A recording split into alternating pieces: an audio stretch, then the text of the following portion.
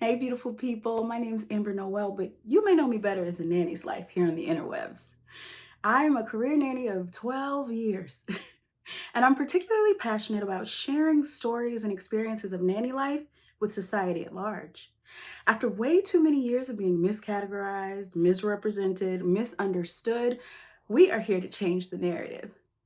This platform is a space where real nannies come together to observe, assess, and sometimes correct the general perception of nanny life in a modern world. This is the Nanny Narrative. This is the Nanny Narrative. Real life professional nannies telling you exactly what it is. No more silence, no more lies. Nanny Narrative. our story. Starting today, we will share when, where, why, and how we live. It's the Nanny Narrative. The Nanny Narrative.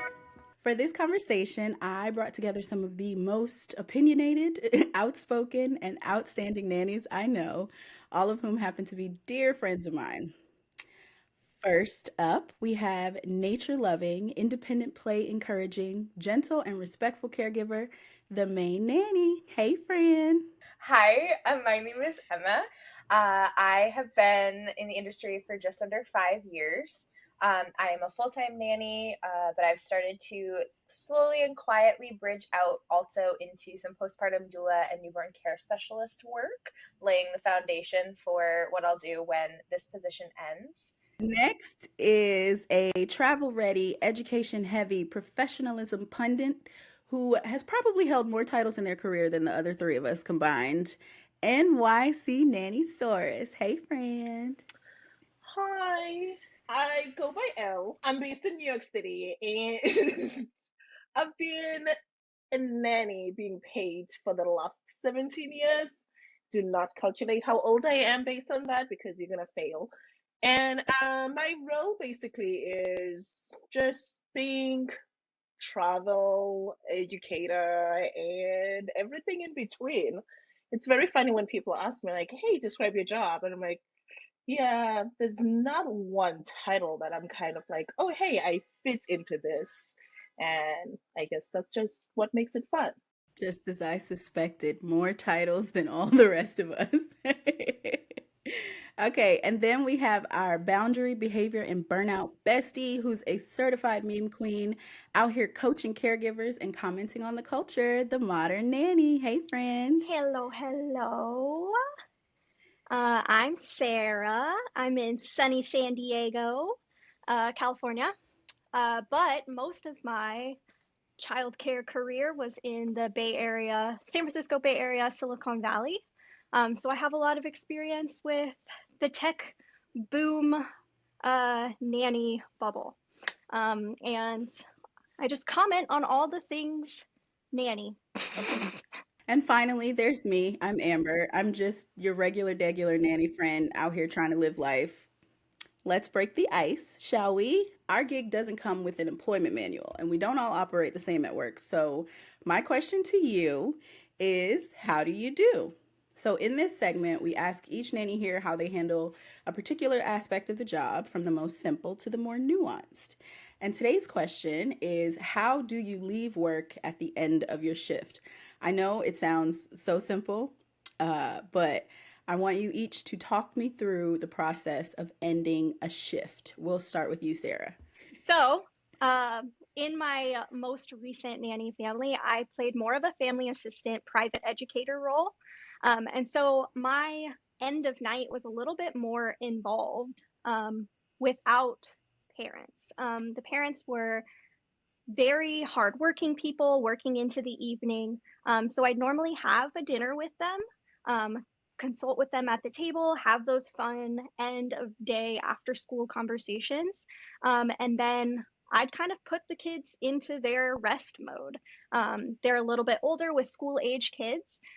So it's not necessarily reading them a bedtime story or giving them a bath, but it was more like getting them all tuckered into their rooms, putting away electronics and phones, and then I'd kind of slip on out pretty seamlessly, not really having a exchange at the end of the day, and pretty just like lock the door, close it up, and leave for the night. And then I wouldn't really see parents or talk to them about how things went until the next day, which I think is a little bit different than somebody that might end the day with the parents in a drop off kind of scenario. That is very different. That's interesting. I would love to just slip out. Emma, how do you end Same. your shifts typically? Typically it is mom who relieves me. Even if dad is around and in the house, sometimes I'll dip out if dad's there, but the mom and I are kind of friends. So I usually like to see her at the end of the day and I'll stick around for an extra 5 minutes or so if it means that we can have that transition. But yeah, I have given the kids dinner. It's usually about 5:30, 6 o'clock. And when mom gets home, we usually just take a few minutes, chat about our respective days, what the kids got up to, and just kind of do an end of day recap and anything to note that happened during the day or that's going to be coming up tomorrow. And then I, this time of year, have been raiding the garden on my way out. So that's been a fun little addition. I just go That's out with a mixing bowl and I'm like, hey, I'm taking tomatoes. And a very Emma thing to do. I just steal a little bounty and then get in my car and go home. Work perks, right? Work perks. You gotta take them where you can find them, you know? Yeah. What about you, Elle? How are you wrapping up your shifts? Pretty simple. Hug, kiss, and a wave. Goodbye. I'm kidding. But sort of kind of not. I think that it depends where we are. I work in a fully staffed home and I have incredible coworkers. So depending on a day as into who's relieving me, who's taking me home, it kind of like all starts from dinner and the kids will be like, hey, are you eating dinner with us today? And if I say no, the next question is, oh, you're going on a date? And I'm like, nope, I'm not going on a date, but I'm just gonna have dinner at home today by myself. And then it's like, okay, who's giving us a shower today? Be it. So my dad boss has always been extremely involved when it comes to bath time. I can count on one hand that I've had to give them a bath when he's around and not traveling. So if he's around, he's in town, no matter what's going on, he's always at home exactly at 6 o'clock because some of you know I nanny neurodivergent kids. So they're both very much about schedule in different ways. Like the 5 year old needs you to, okay, buddy, we're going to do 10 minutes. He wants to know how long the bath time is going to be. Whereas the other one is like, hey, can I just have a quick shower so that I can have Lego time? And from there, it's honestly with the 5 year old, hug, kiss, and a wave. Literally just like that. Whenever I leave him, hug, kiss, and wave goodbye. And with the 7 year old, it's we sing I love you today, I love you tomorrow, I love you forever, and give tickles in the belly. And I'll see you in the morning. That's it. It's the routine, you guys. That's so cute. Oh my goodness. I'm jealous. I don't get to put my babies down much. When I leave, it's dinner time for them, so I don't feed my kids dinner.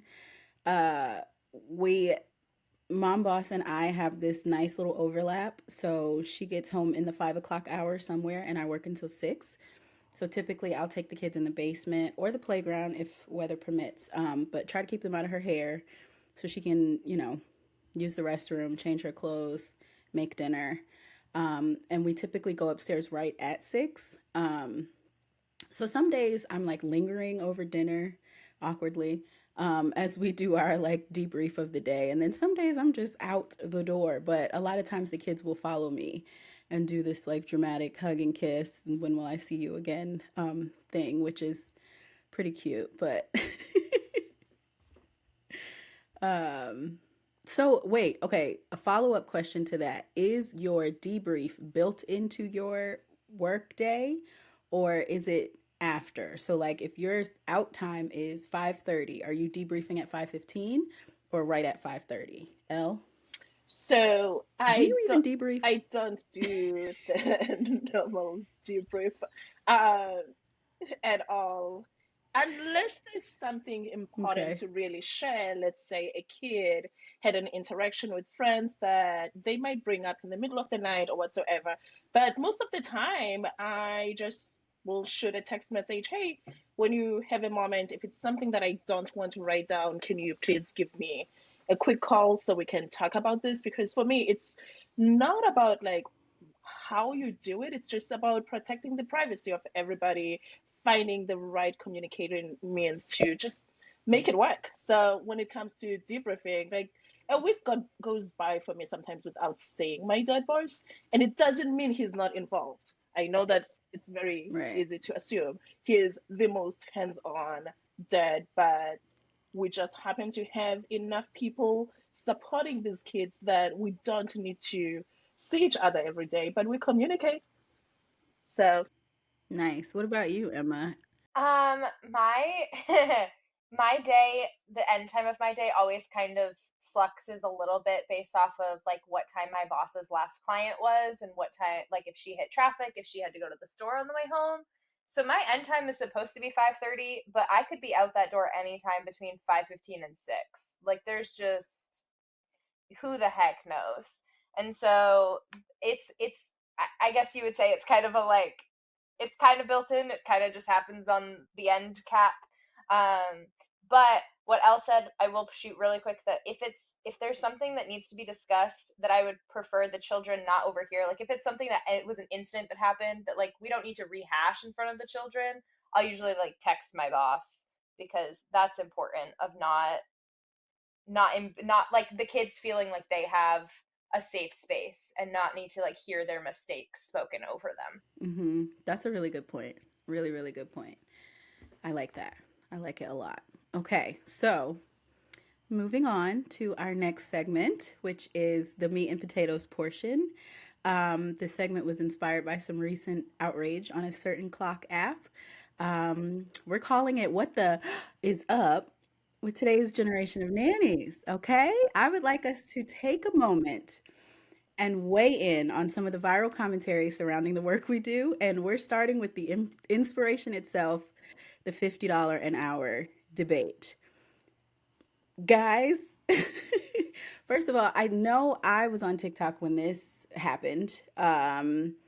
This mom blogger was looking for help. She was looking for a part time nanny and got one response that was a little different. And she went on a rant on TikTok, criticizing nannies for the rates of pay that we receive. So, Sarah, I'm going to start with you.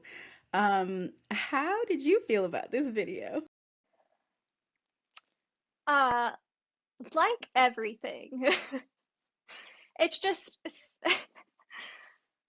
one one source of information or one experience, one anecdote is not representative of everything that we do. And that's why I'm so passionate about like sharing our stories on social media and just sharing our experiences and who we are because no one of our experiences looks the same. Um, but in that, because not every one of our experiences looks the same, there's some that are going to be really out there to some people that are very like extreme that don't apply to us and our whatever. Um, I just I just wish there was more questions asked and staying curious and like open to what are all of the things rather than casting just swath judgments over this generation of nannies, like what was said.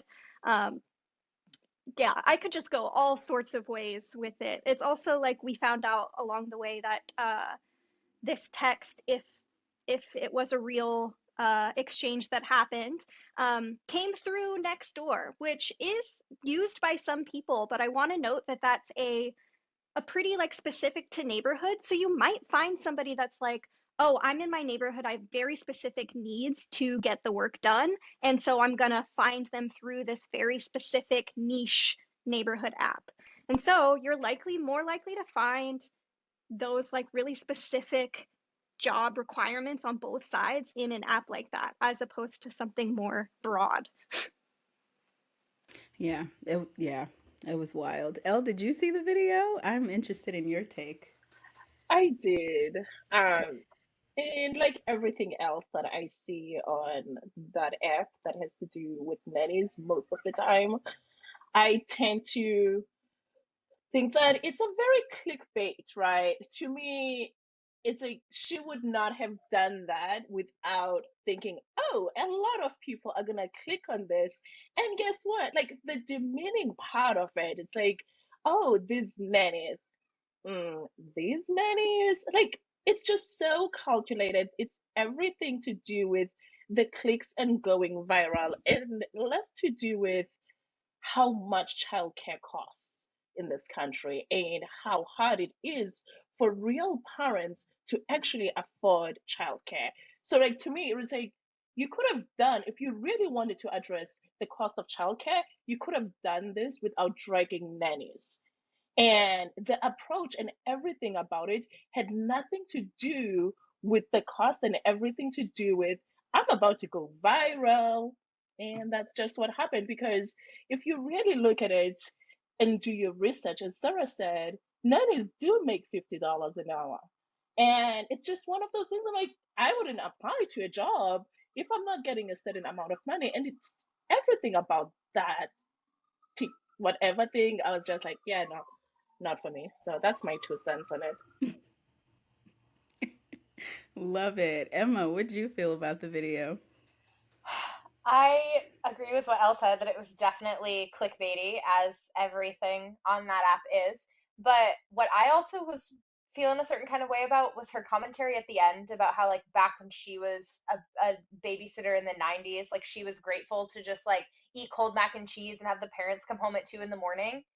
And as someone who is probably less far out than the others in the room from their high school babysitting days, just because of my age, I that's still like that's no. Just for the first of all, I even when I was in high school, I still was expecting to be getting like more money than the people flipping burgers at McDonald's if I was taking care of real live children that I was responsible for their safety and well-being.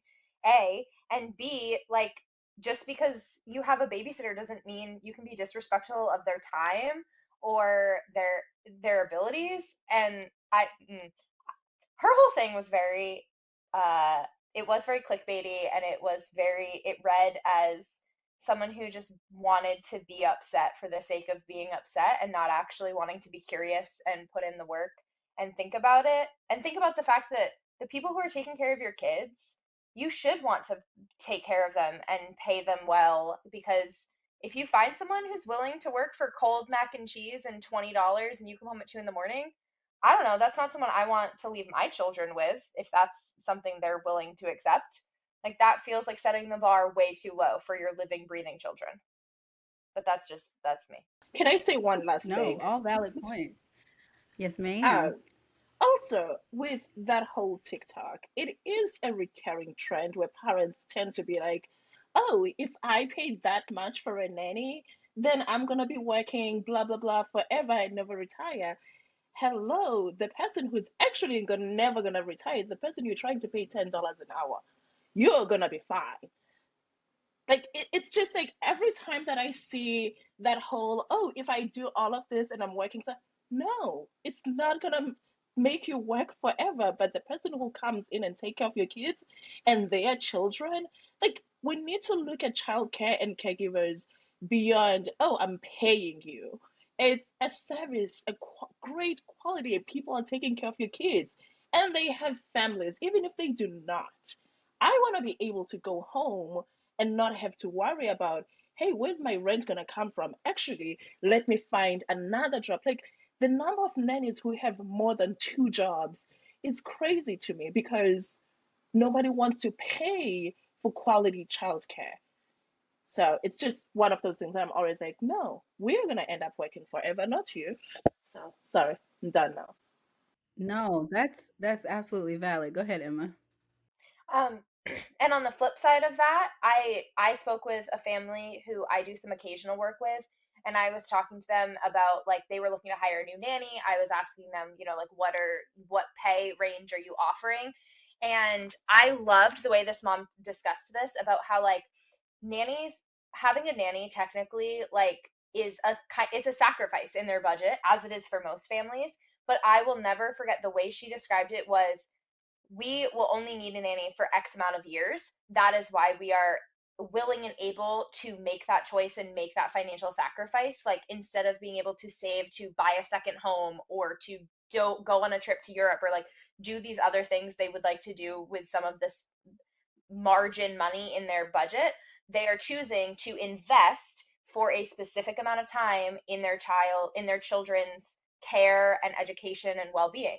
And I wish every family looked at it that way, as an investment, and not as a, like, another thing in the byline. But it's an investment, and you can do it, because guess what? Realistically, most families only really need a nanny for how many years? Like, once most kids hit school age, it they don't need a full-time nanny for 40 hours a week. So I wish more parents put in the thought process that way, and were more like, we of course we want to have a nanny that we treat and pay well, because it's an investment in our children and in our family, and period, end of discussion. Yeah, it goes back to people just in general underestimating the importance of early childhood and the significance of experiences before elementary school. And that, to me, just shows that we're not doing our research when we're choosing to have children and to be parents. We're not considering that part of life. But also, I am so exhausted of the, why should a nanny make that much if X profession doesn't make that much, or if X profession requires a college degree, or if X profession, is life and death, which we have learned this year, being a nanny can be life and death. Because all those arguments are just not helpful, right? We're comparing apples to oranges. We're not saying you shouldn't earn a living wage. We're not saying that. We're saying we work so many hours doing this domestic work, doing this mental and emotional work to support your family. And a lot of times when we leave our job, we're spent. So things like dishes, cooking dinner, those aren't things we necessarily have the energy for. That may be something that we have to spend money on. And even thinking long term, most of us out here don't have, retirement accounts. We don't have necessarily healthcare benefits from our jobs. We absolutely should. And some great families are able to do that and accommodate us that way. But it's just different. And instead of asserting that your job is more difficult because of the certifications and the schooling required, maybe, like you guys were saying, get curious about what it really takes to do this work well and in the long term, that was quite the exchange. I would like to say I'm proud of our community for stepping up and educating that mom blogger. I think the message was received. um, and yeah, let's just stop criticizing people for their rates. You either want to use this nanny or you want a different one. Um, so our next video was widely received as heartwarming and kind, but in some circles was considered fake and influencer virtue signaling. Influencer Nabella shares her process of preparing a birthday lunch for her nanny, and a user on Reddit commented, "No one seemed to catch on to the fact that she made her nanny work on her birthday. I know that no one owes anyone anything. However, being that she's extremely wealthy, I'm pretty sure the nanny would rather have the day off with pay. Now, the nanny will have worked on her birthday and then been obligated to loiter at her job for at least an extra hour or so." How are we feeling, friends? Emma, I saw you. Do you have big feelings on this? I have feelings and thoughts, because I can see both sides. Where, like, my nanny family is a close relationship, that honestly, if my boss threw me a birthday lunch, I would feel like that was a really kind thing to do. And I enjoy my boss and I enjoy my nanny family, and I wouldn't mind hanging out with them, be it my birthday or be it another day. But like, I wouldn't mind staying longer than the clock to like hang out and celebrate with them. However, I I'm just really not loving this trend on the internet of exactly what it is, virtue signaling, of like, get ready with me as I XYZ amazing thing, and I'm gonna post this on the internet so everyone can tell me what an amazing person I am. And I'm just like, it would feel, on the one side, I appreciate there being more awareness. A bunch of people in the comments were like, love to see nannies being treated well, like, love to see you addressing the fact that you have a nanny, that, like, you are acknowledging publicly that you know you can't do this alone, that, like, you have a village, that, there's not just like invisible labor happening behind you and you're just taking all the credit. But B, if you have that money and you have that time, and why are you making your nanny work on her birthday? Let the girl go home. She probably wants to be somewhere else. I don't know. Maybe she likes them. Maybe she's like me. Maybe she likes her boss. Maybe she likes hanging out. That's entirely possible. But also, I would like to know if she gave her the option. I would like to know if that option was given. That's a good question. Yeah. That's it. That's all I got. L, I saw that eyebrow. Well, I am not for it. Like, for me, all What this part? performative nonsense just drives me nuts because at the end of the day, it's like, again, she knew she was going to receive praise for doing this, right? And it may or may not come from a good place, but I mean, show me, aside from Emma, who else wants, but Emma also said, hey, give me an option.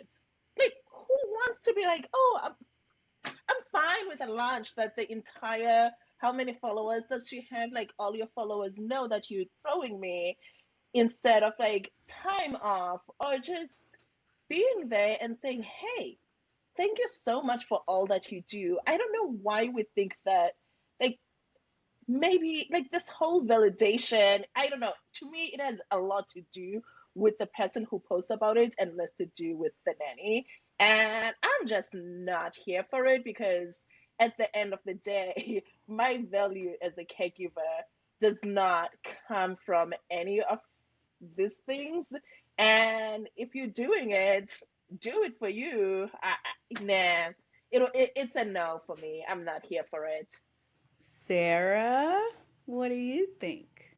So I can also, like Emma, see both sides of like, well, because part of it is like how do I say this?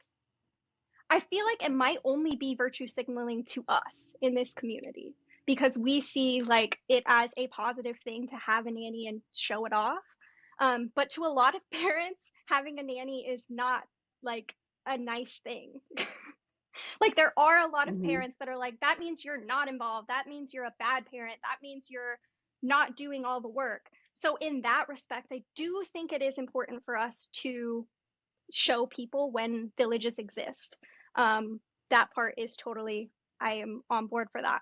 The other half of it, I'm like, I have been that nanny that has worked on my birthday and it gone crazy south.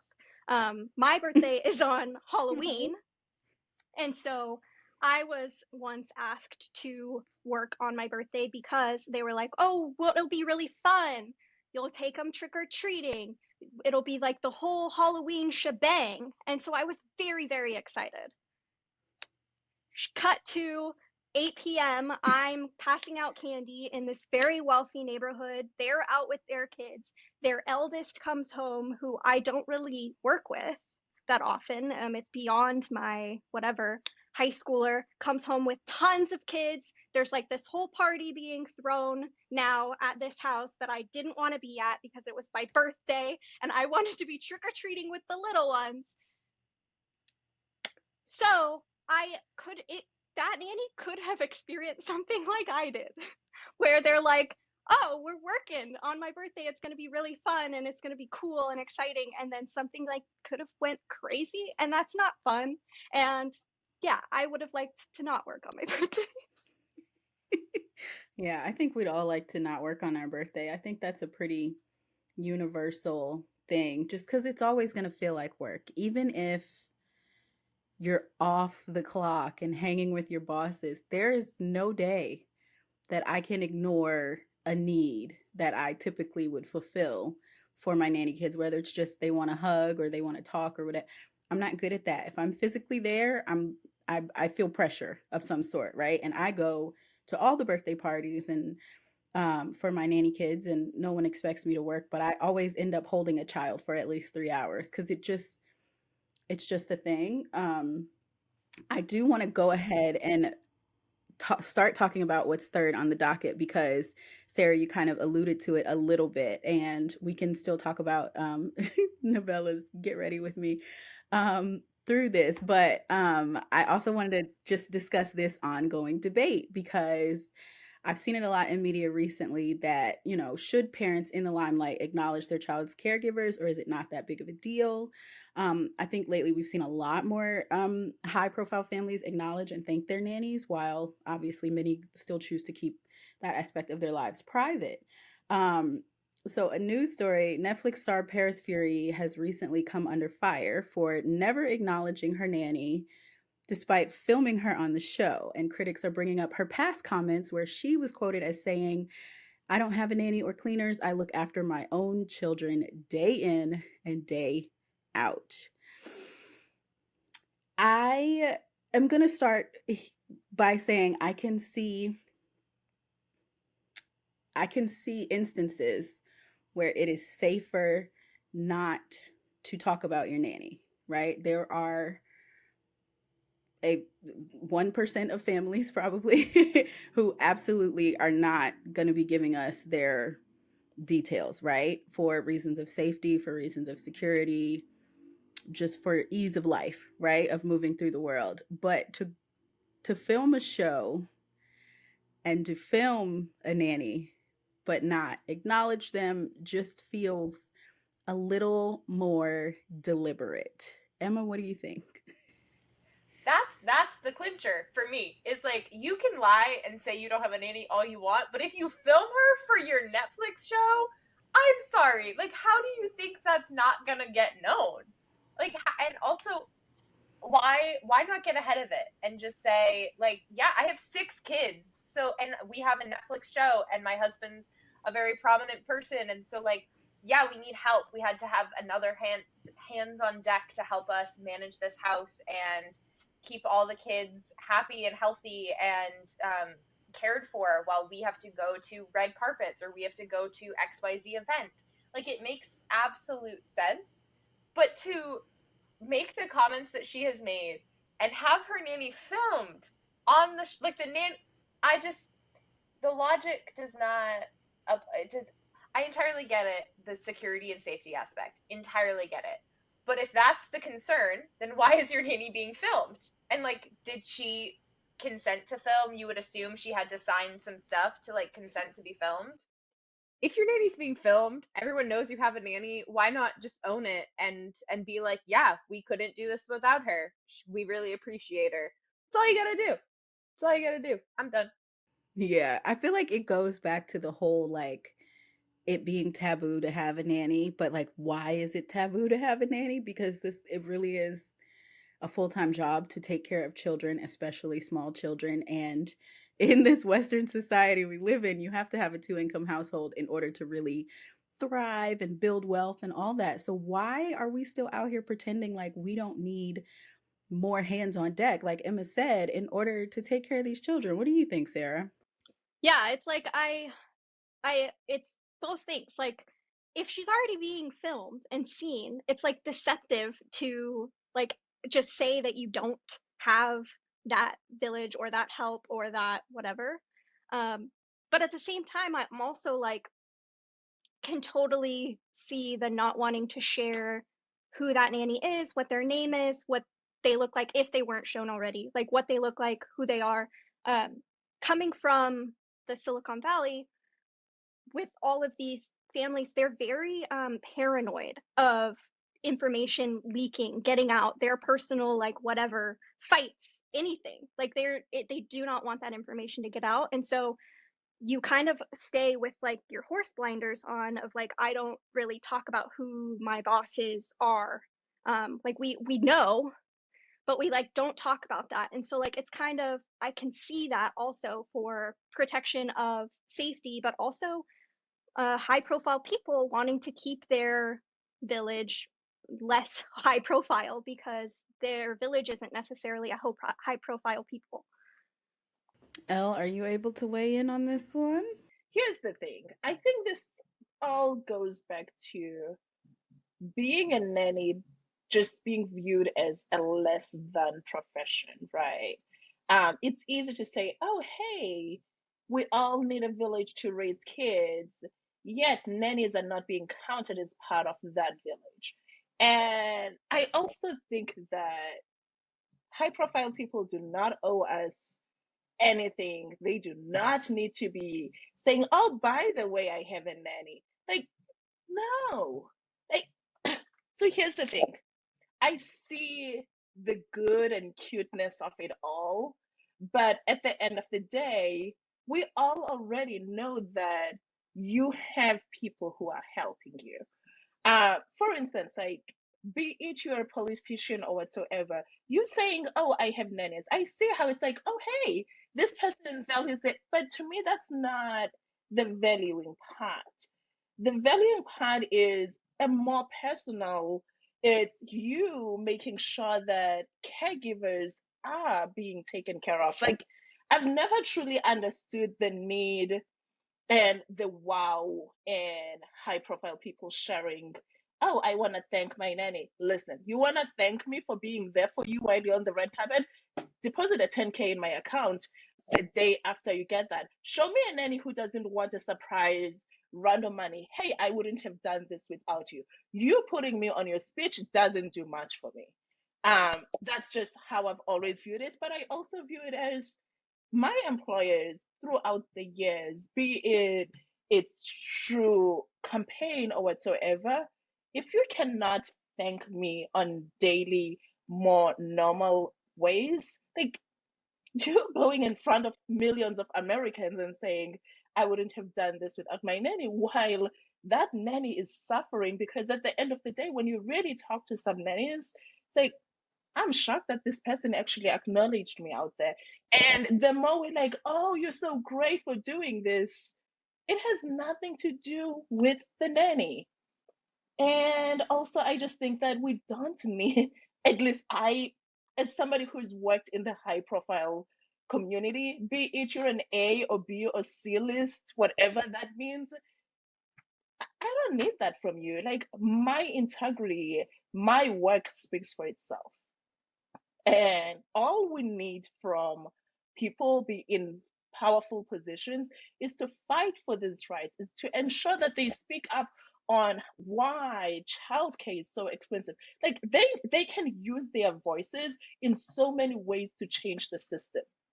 They can use their voices in so many ways to stand up and say, hey, if we're claiming that we're such amazing feminists and fighting for women's rights, why are we demeaning the people who are taking care of our children at the same time? Like, that's the kind of thing that I want to see, not somebody saying, oh, hey, I wouldn't have done this without my nanny. Damn right, you wouldn't have. We all know that. But there's more work to be done than that. No, seriously, this is why I love If talking we to were in Elle. pews, I'd be like, This is amen. why I love talking to Elle because I will start off feeling one way and then be like, huh, you're right. Like that makes Hmm. so much sense because I think it's easy for us to say we want acknowledgement, but why does that acknowledgement have to be on a public forum? And if you still can't say who your nanny is or where they are or what that, what is that giving them if you don't do that on a one-on-one basis privately and instead use your platform for real change? Oh, you better preach. I mean, seriously, you look on Capitol Hill when domestic workers are marching. Where are all these people who stand and put these tweets about their nannies? Why aren't they? Why aren't they tweeting? We stand with the caregivers, with the domestic workers, this group. Like, that is how you use your voice for change. Like, until I see something more meaningful, listen, as Black people in this country, we've seen enough performative stuff. Like, that's how I view most of the stuff. It's like, if you want to go into work, like, roll the sleeves, join us in the fight. Join us in the fight, as in talking about what minimum rates are and how to take care of nannies, because you have an understanding of that. People who are in the limelight, they do, be it you work with your nanny directly or you have assistants and blah blah blah, you know how much they end up taking home. You know that they need benefits. You know all of these things. Like just twitch just once and say, hey, nannies do need days off. That's what I want to see, not anything else. Not a special lunch. No, not yet. Like afterwards, when a bill is signed because you've been part of it, I'm like, let's go celebrate. We're going beyond the lunch. We're gonna take shots together. Like I'm in on that one. But not just because you're like, oh wait, everybody's gonna think that I'm such a great employer. I'm not here for that one. So good. So Yeah, good. send me on a lunch and give me the rest of the day off. You know, and Send it's me so on like a lunch with my spouse and then we have the rest of the day. Lovely. no, it's so funny because we see like we have like mom bloggers, vloggers always talking about, and not just moms, I shouldn't just say mom bloggers, but like parents in general, when they talk about things like a celebration or a vacation, if the children are going, it's not really a vacation. It's just parenting in a different place, right? So if you're celebrating your nanny, it includes them still being here. Yeah. I didn't feel as strongly about the lunch going into this conversation, but I want to talk about typical nanny life because we see so many polarizing depictions of nanny life, from us being a step up from indentured servants to the career being glamorized on social media as easy and carefree work with endless perks. As a disclaimer now, every nanny position is different, and your normal will depend on your comfort level and your contract agreement. But I do want to see if we agree on some of these items as being either common experiences or what I like to call 1% AF, which simply means an exception to the proverbial rule. Okay? So recently, I saw a TikTok by a fairly popular creator who is a nanny, saying that she charges families for an interview. From the minute she gets in her car, she charges mileage to wherever the agreed upon spot is, and she charges her normal hourly for the interview itself, and she charges for the mileage home, and is also encouraging anyone getting into this industry to immediately start charging for those things.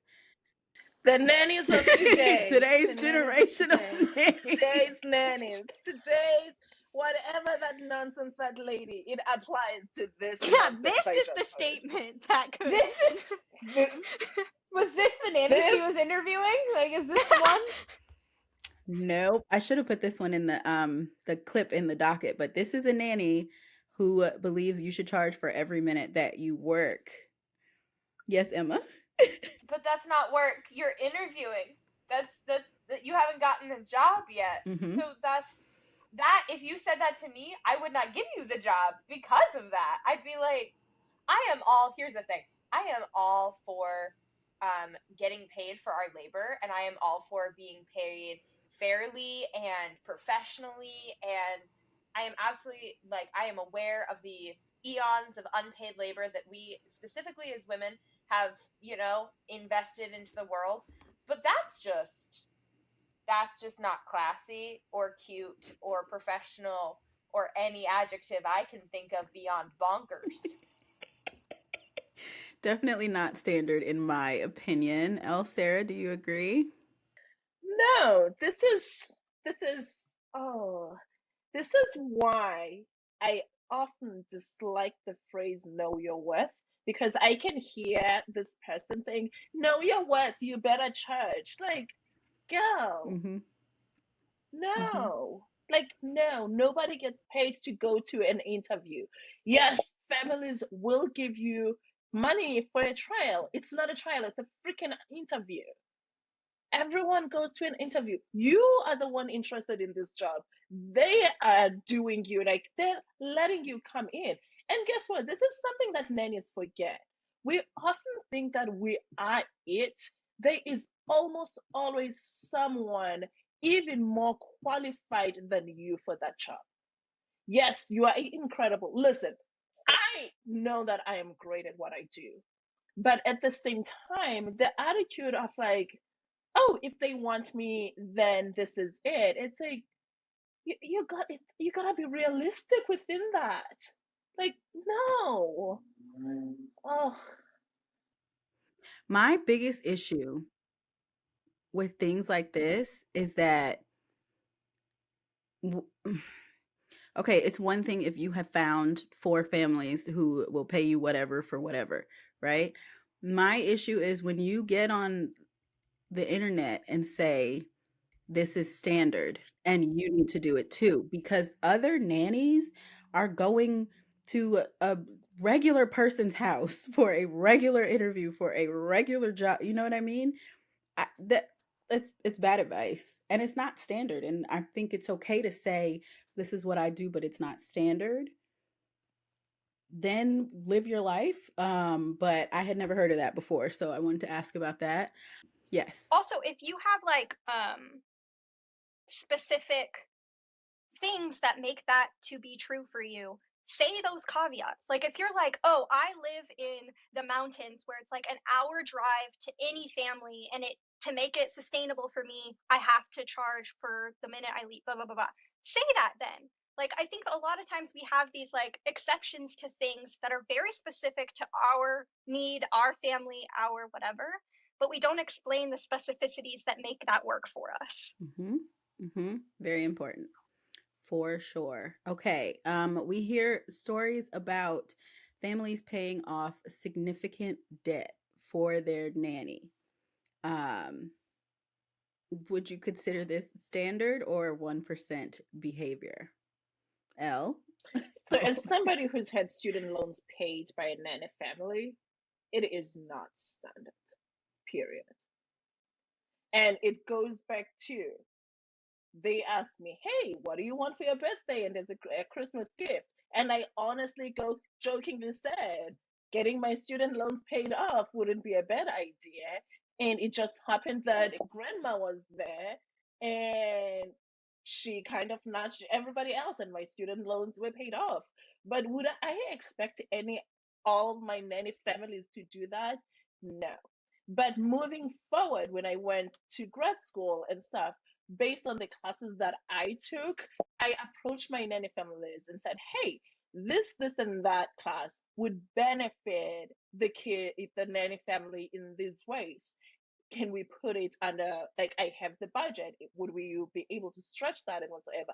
Yes. But are they going to be paying off, like, my apartment and all that? No. I mean, no. And there's other things where I just really think that we also need to stop being inspired by these random, unrealistic clips that we hear from people we don't know that are not giving us the full picture. With the hustle culture in the nanny industry, I truly think that we forget that this is, in fact, a job. And some of these things that we hear, they don't come with every job. You can't use being front row at every game or being paid, like having student loans paid and all these things as like the norm. No, you can't also use that as in like, hey, I want a job that's like that. Honey boo boo, let's be real. Even the people who are in the limelight, not all of them can afford that. And that's something that people forget. It's like, oh, I want to be a high profile nanny. And I'm always like, not all of them. It just doesn't happen that way. Oof. Emma, you had feelings. Um, Yet again, the internet creates unrealistic and disappointing expectations. Would I love if my nanny family was like, "Hey, we know that you use your car for work. You want us to pay it off?" I'd be like, "Heck yeah, man. I'd love to not have a car payment." But you know what? To Yeah. expect any other person to pay off debt that me, have created in my life by my own choices is just, no. I mean, the exceptions to the rule, again, like there's always going to be exceptions to the rule. There's always going to be a 1%. There's always going to be continuing circumstances or exceedingly generous families that just like there's going to be something there. But for the regular, degular nannies of the world who work for pretty middle class families and et cetera, et cetera. That's just not, that's not, no, that's not normal. I mean, however, Mhm. have a professional development stipend if that's something that's important to you. Like, there's other ways you can, not to say pad your paycheck, but there's other benefits that you can negotiate into a contract with a family. And I do mean negotiate, because maybe you're not going to walk out with everything you want every time. There's going to be give and take. So, but like, to expect a family to just pay off your debt is a little um, honey boo boo wild, as Elle says. Mhm. Mhm. And then putting it on the internet is like, what are you trying to? What's the goal here? Oh, here's a fun one: health insurance stipend. Because this one is not quite as black and white. Would we consider this industry standard in 2023 or closer to 1%? I would say not necessarily 1%. I'd say it's probably like 20%. Like, I think it's more common that you do not receive it, but there is probably a fifth, a good fifth of nannies that do receive it and like are confident that they will receive it and whatever. But I think it's pretty sparse. I've never been offered it. I am very grateful and thankful that I've married to somebody that gets it through their work. Um, and so I get it that way. But if I was not married, if I was single or in a domestic partnership where we were not married and not able to do that, um, I wouldn't have any. And I'm a pretty run of the mill example. Yeah. And if anyone's wondering, Sarah's not just pulling numbers from the sky. Sarah does put out a biannual nanny census where she polls actual nannies working in the industry. So a lot of this information is available to her because of that. And also, I am a nanny with in a domestic partnership. We are not married, and health insurance is just on me to figure out. And pay monthly, and it's never really been a thing for me personally. Emma, what about you? How do you feel about it? Um, I see it as Sarah does. I personally don't have health insurance through my job, but to also age me as the baby of this conversation, I am not yet quite at a point where I need that because I can still free ride on my mother's. So, gonna milk that until the very Ride it while you ride it while I can. can. I plan on milking that for all it's worth. Um, although I don't have vision or dental though, so don't ask me the last time I went to the dentist. Just okay. But moving on. I actually am starting to see it more and more just in the wave of job job postings that are coming up local to me. And I'm really loving that I'm seeing it more and more. And I think one incentive for families to offer it is that it's not taxable. So it's kind of like a little bit of a tax win for them, and it's a good win for the nanny. So I'm seeing like, maybe you take a dollar or two less per hour, but you have, your health insurance stipend covers everything you need to pay on your health insurance plan that month. Um, which there's definitely ways to do it that benefit both family and nanny. And I'm enjoying seeing more of it, and I hope to continue to see an upward trend in that, especially for full-time nannies that are with families long term. Um, Absolutely, I think that's a wonderful benefit to offer. Yeah. Did you have anything to add, Elle? I mean, I will speak as in from in New York City. I know a lot of people have an idea of what nannies get. It is not enough. And for me, based on my experience and just what I need right now in my life, I would never take a position that doesn't offer me full health insurance. Like, I'm just at a point in my career that I need it all covered. Like, I need to go to the dentist every 6 months. I just need all of those things. And sadly, when I look at positions in New York, it's not there. And I think that that's something that a lot of people forget. New York City nanny jobs are not all the jobs that you see on the five big placement agencies that everybody goes wow for. You see local agencies that are hiring every week here, they're offering $20 and you've got to figure it out. You go to mom groups, they are fighting to make sure that you're making less than $25.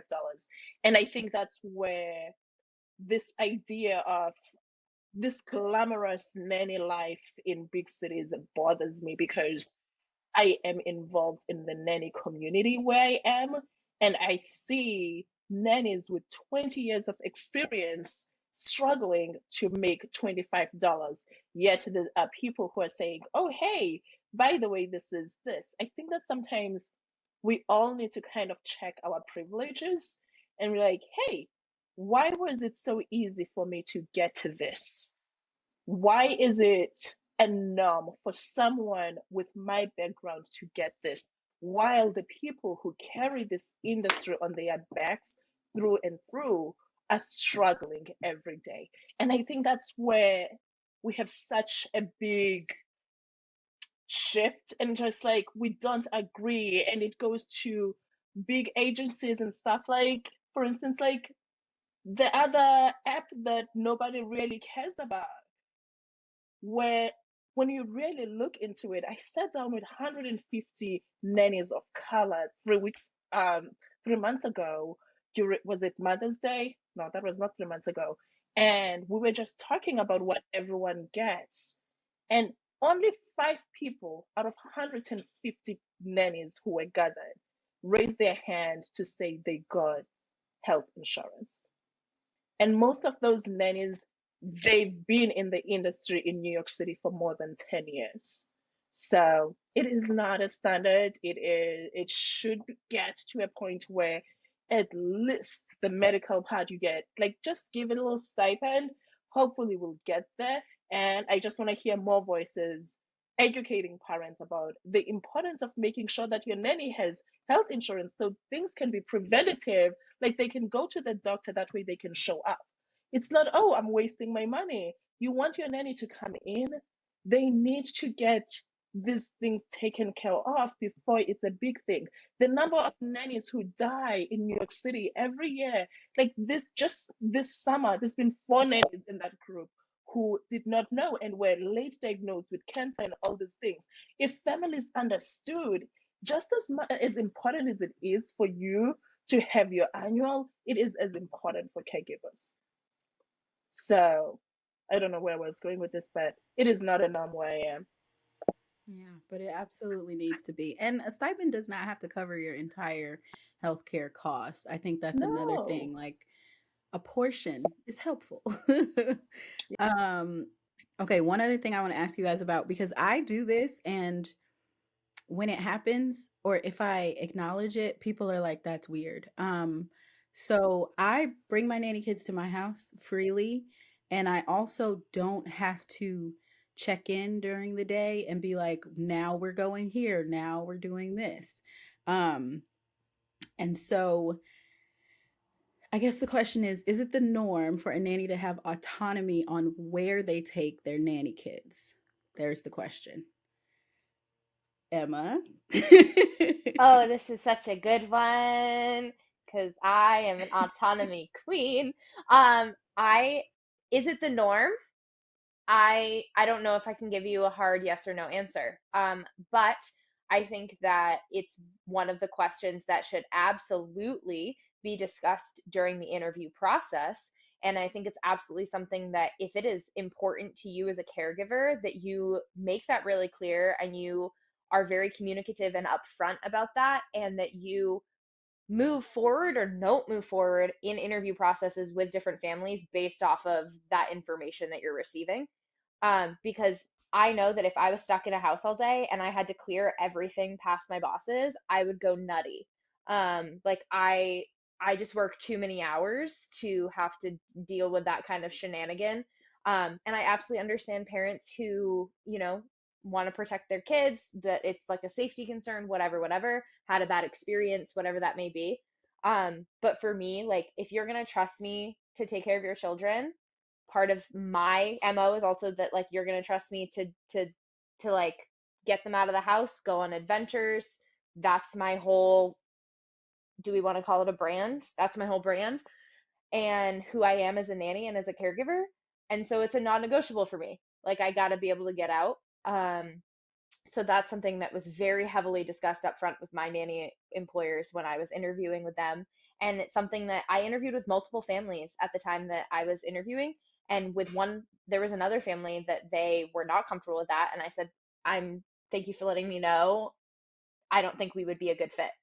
So whether or not it's common or the norm, I think it can go either way. I think more and more though, I think the majority of nannies want to have autonomy in their day and they want to be able to take the kids out and do all of the fun, enriching activities and adventures. Because isn't that kind of part of the perk of having a nanny is that your kids aren't just stuck in a building all day? Like, I don't know. Yeah.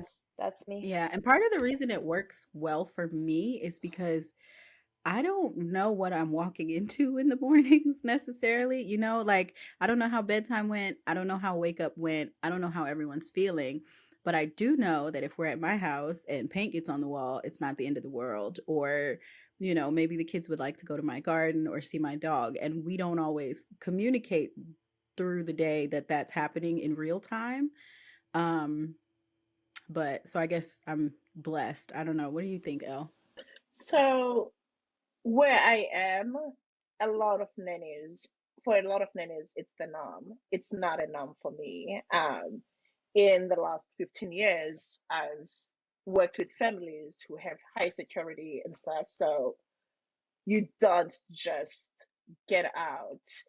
Um, it's just not the norm. And it's always funny because all my friends are like, oh, I'm going to get to work and grab the kids and all of this. Like in the city, it's honestly the norm. It's the most beautiful thing because nannies are just doing their job. And I still know that I'm doing my job, but I also don't know if we have private security this week or we're using blah blah like the city police. Like it just depends on a day. But again, as a professional, I walked into this like I pride myself in doing and being able to work within this team. So like for me, it's just like, oh, as long as my little monsters are safe and all is well, we're good.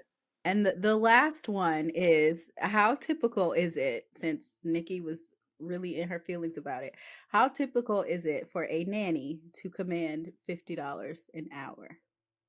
In the Silicon Bay area, it's not unheard of. Where I am, it is pretty much unheard of for like a nanny. If you're like a newborn care specialist or like if you're doing overnights or something, I could see that being a potential, but around here the cap pretty much hits at 35. Same here, I think, with the exception of like a couple of families. But yeah, same where I am. I know L, it's not unheard of, but you already spoke to how NYC is not.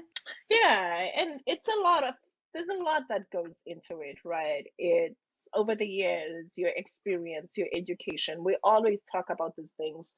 And on top of it, the families that we are helping, I'm never gonna interview with a certain like with a family that works an 8 to 6 normal job and walk in and be like, actually, I will not be taking anything less than $60 an hour because they're gonna look at me and be like, nannies are crazy.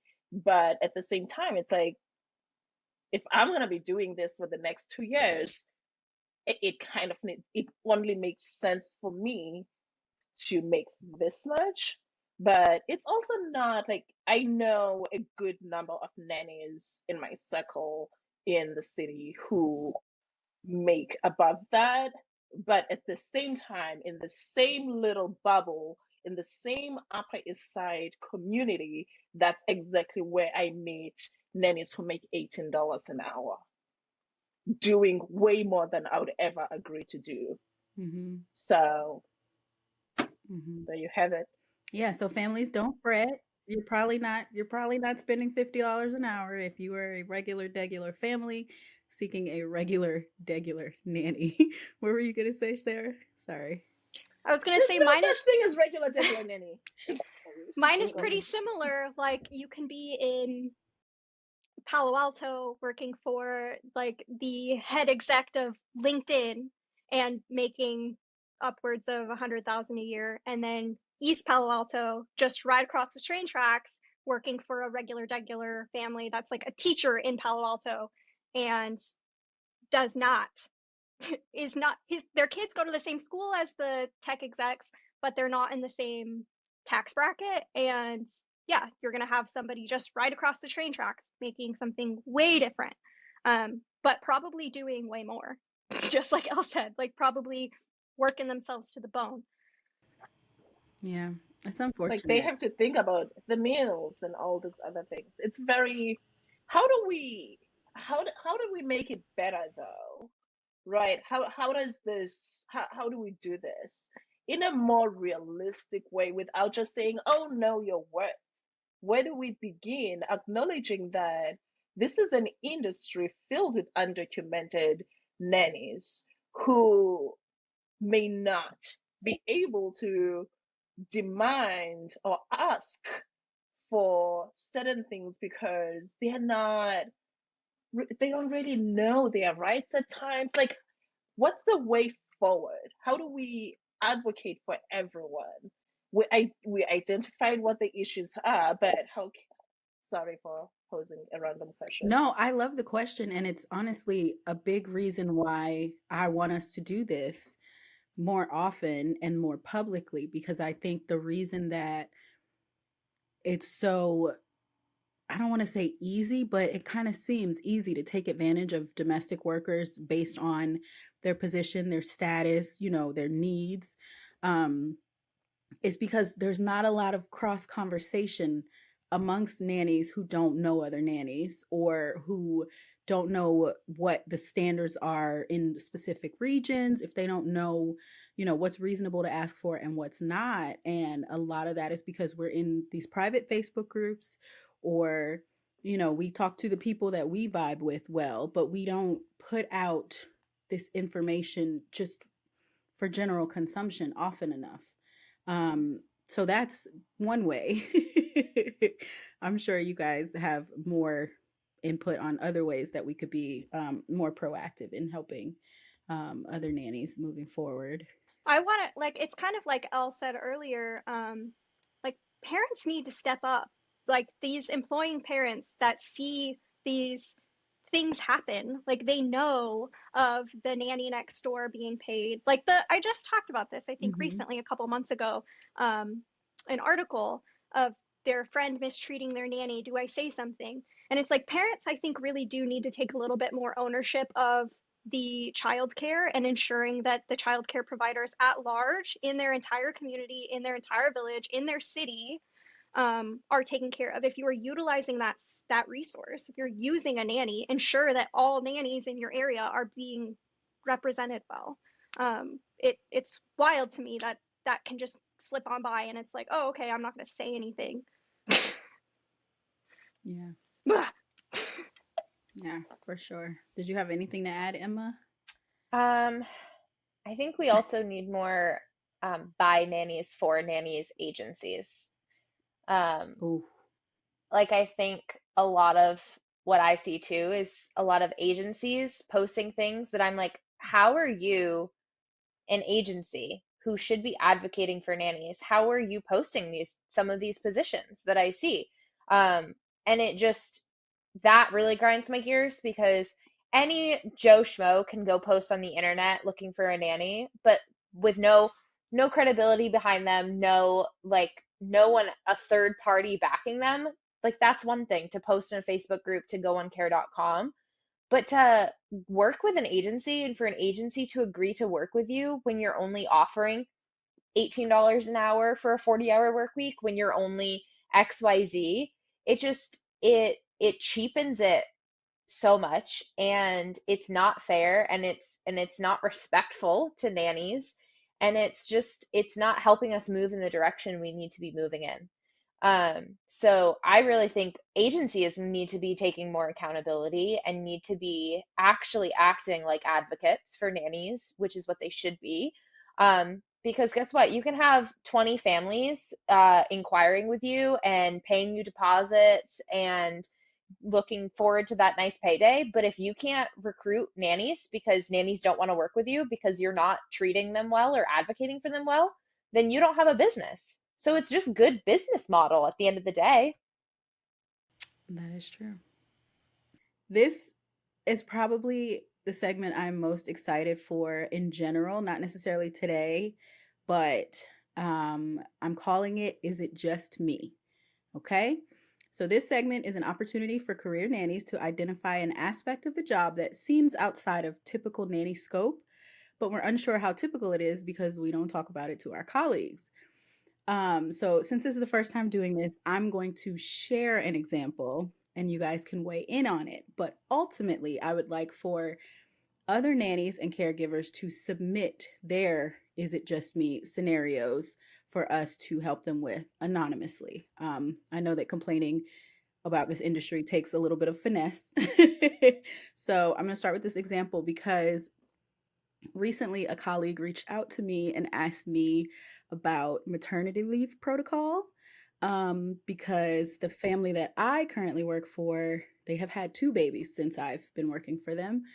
So I've been through it a couple times, and this colleague's mom boss has a 2 year old, 2 or 3 year old, a toddler, and just had a baby. And this nanny was saying that her job has been so much more difficult um, in the 2 weeks of maternity leave, right? So I'm like, why is it more difficult if the toddler's going to school? How do you have more to do? And she said, well, the to do list that I'm getting is just getting longer, and some of the things on it don't feel typical. And so I said, which one of the things doesn't feel typical? And she said, well, I have to be to work early to make lactation cookies for my mom boss. Now, she made the lactation cookies, but she was asking me, is this normal for a nanny to provide this sort of support to their mom boss while they are on maternity leave? Elle, what do you think? Well, it is not normal, but this is an opportunity for the nanny to request a sit down. Hey, I see that your needs now have changed. You need more of a postpartum support. I am willing to help during this time. And as a newer postpartum person, whatever you want to call yourself, this is my rate to do that. This is not you, it's just honestly an opportunity for the nanny to advocate for themselves. The nanny mom is like, oh, maybe you have nothing much to do.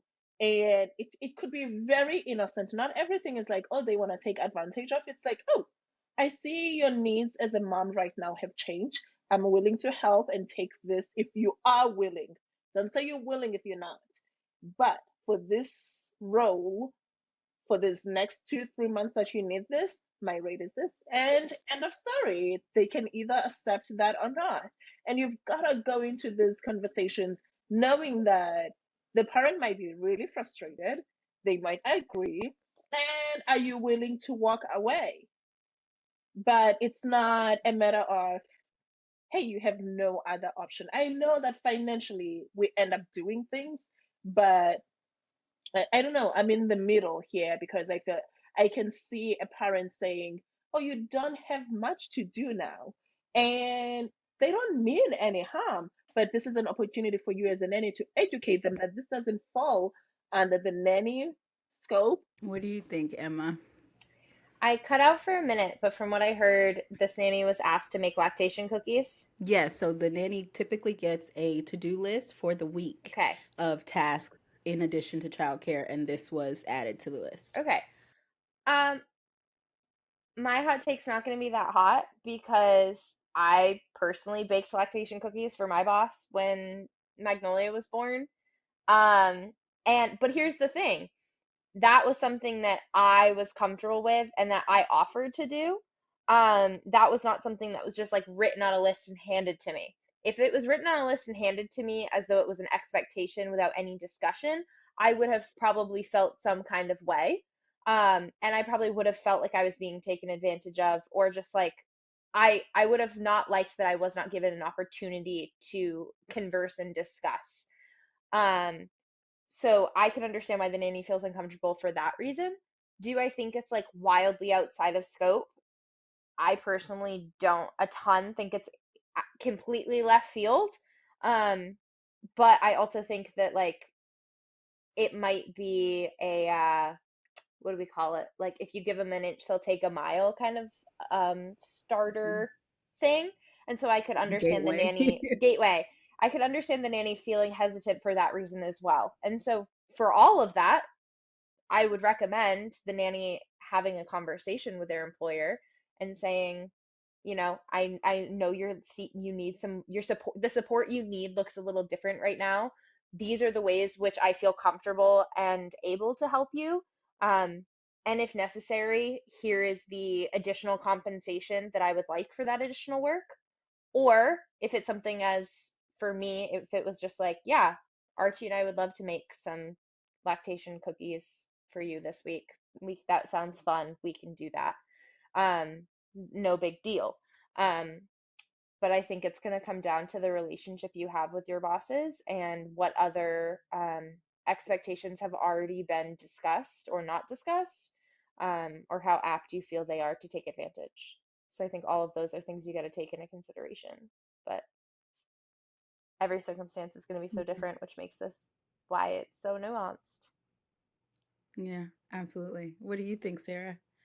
I really love what Elle was saying about it being an opportunity to kind of bring them in and teach, because if they are pregnant currently or just had a new baby, likely they're a relatively new parent. And so they might not know a whole lot about childcare or the whole industry at large, and know that there are specific titles or niches within the industry that apply to them. And so they could just be like, I don't know, I kind of figured you're here, you want something to do to be a part of like the family, be a part of the child rearing. And so that's kind of like an extension.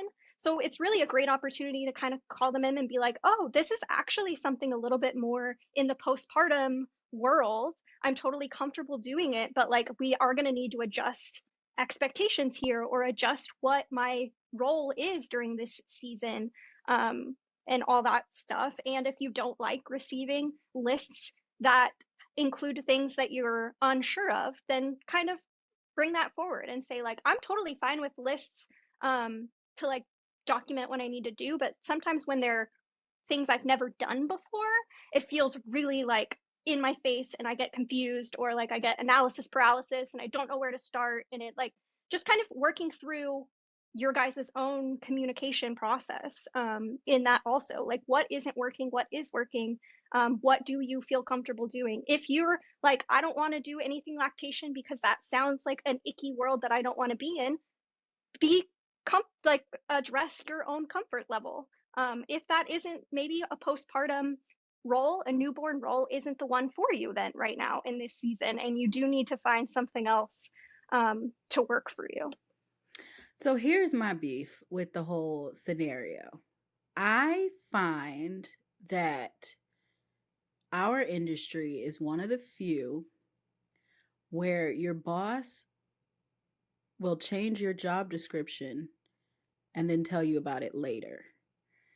I think there is a fine line between taking the opportunity to teach and doing someone else's mental work. We do it the first time because we want to be agreeable, we want to be helpful, we want to support the family, but then it pops up again and again in maybe different ways. Maybe they go like Emma said, give them an inch, they take a mile. Maybe they're like, okay, now could you pressure wash the driveway or something, cuz since you're here, you need something to do, type of vibe. So I would like to see more families proactively having a conversation before changing a nanny's role in their household. Because I probably would make the cookies if I had the time, but my boss never asked me for anything except to hold a baby, which I was begging to do anyway on maternity leave. My job didn't change until my pay rate changed. So that's kind of my take on it. Wait, Elle, did you weigh in See, on my this? job kind of changed. I was gonna say, did you weigh in on this, Elle? Oh, I went first, and I was gonna jokingly say my job kind of changed. I became the hairstylist because my mom boss was afraid of having her hair people come in and literally not making this up here, guys.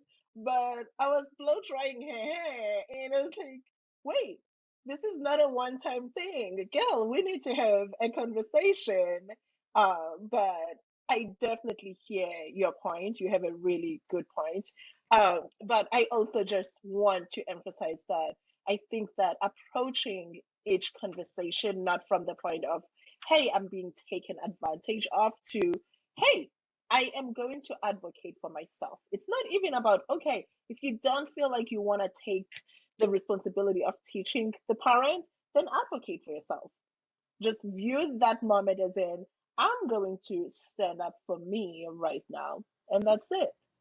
Yeah, good stuff. So if you need a blow dry, I also wanted to add, um, lactation cookies are a pretty like harmless thing to do. And so it's like kind of a better conversation to have then as opposed to when you're doing something that is unsafe or that you really don't approve of, because I've done that and that's not good either.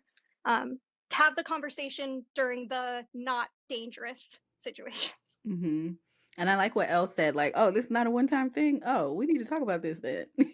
Because Oh, we always do it the first time. I don't know why we do, but we just be like, yeah, sure, no problem. The last segment we call Changing the Narrative. So I want to ask you guys if there is one thing that you would like society to know about nanny life, or if there's an age-old narrative that you would like to turn on its head. We gonna keep it brief, just a statement or maybe 20, 30 seconds, but is there a narrative that you are so sick of that you would like to set straight about nanny life or nannies in general? Real quick. Yes, Emma. Before you disappear again. We don't want your man. That's Good one. I um like that one. I really hate the trope of like the nanny and the dad. And I, as a lover of romance novels, do you know how many books I have to just quit reading because they try to throw that trope at me? And I'm like, absolutely not. I do not want your man. I love your children. I do not want them as my own. I would like to come here and do my job and leave at the end of the day. And like, this is my workplace. I don't want him. I don't care what he looks like. I don't want him. That's it. That's my statement. That's a good one. I like it, and I agree wholeheartedly. Sarah, what about you? um, it takes a lot of work for my kids to just be independent and doing something else and not addressing me. Like that takes a lot of work. So if that happens, just let it ride. Like it took a long time for me to get them invested in that activity or whatever they're doing or whatever, because they're always on me. So like just let it ride. Agreed. I cannot tell you how many times I have been like sitting there, like, let's not mess up the moment. Let's let it No one happen. breathed. Just freeze.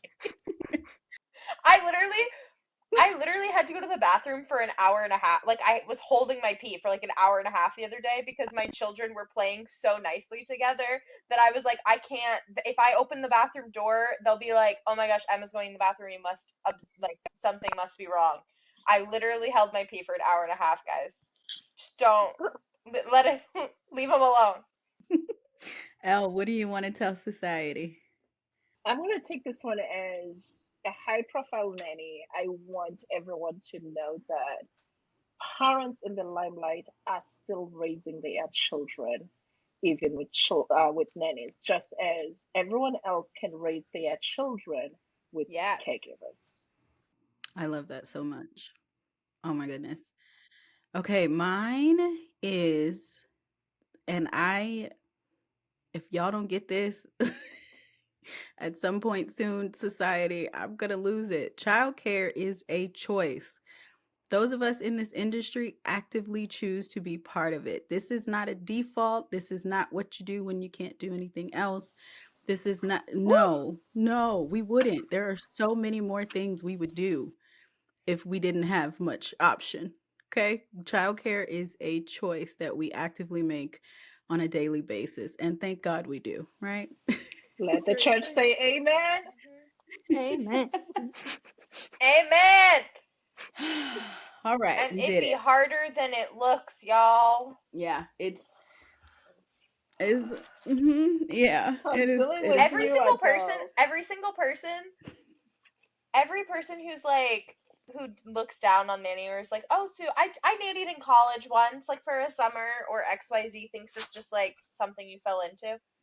I would love for them to work as a nanny for a month and have to deal with the things we deal with because the kids ain't the problem 90% of the time. Okay, that's all I'm gonna say. That's another good one. That's it. And on that note, friends, this has been the Nanny Narrative. I want to thank my incredible guests for being here and weighing in with me. And I want to thank you for tuning in.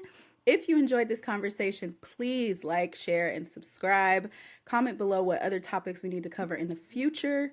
Have a Hey, great week. And please don't forget yourself this week, okay? Take care of yourself as well as you do others. And we hope to see you soon. It's Bye. the nanny narrative. The Nanny Narrative.